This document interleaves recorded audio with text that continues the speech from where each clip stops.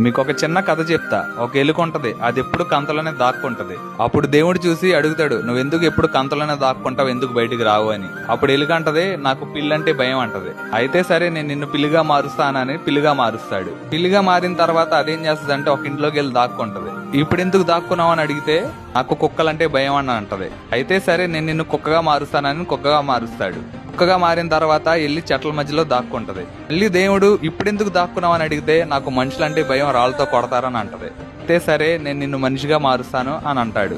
మనిషిగా మారిన తర్వాత ఇంటి లోపల ఉన్న గది లోపలే దాక్కుంటది, బయటికి రాదనమాట. ఇప్పుడు దేవుడు అడుగుతాడు, ఇప్పుడెందుకు దాక్కుంటున్నావు అని. ఇప్పుడు అంటది, బయటకు వస్తే నలుగురు ఏమనుకుంటారు, నన్ను ఎలా జడ్జ్ చేస్తారని నాకు భయం వేస్తుందని అంటది. దేవుడికి కోపం వచ్చి దాన్ని మళ్ళీ ఎలుకగా మార్చేసి వదిలేస్తాడు. ఇందులో మోరల్ ఆఫ్ ద స్టోరీ ఏంటంటే, ఏమవుతుందని మనం భయపడుతూ కూర్చుంటే అసలు మనం ఏమీ చేయలేం. ముందు మనం ఒక్క అడుగు వేయాలి, అదే 100 అడుగులకి దారి తీస్తుంది. మీరు ఎవరికైతే ధైర్యం చెప్పాలనుకుంటున్నారో వాళ్ళకి రీల్ షేర్ చేయండి.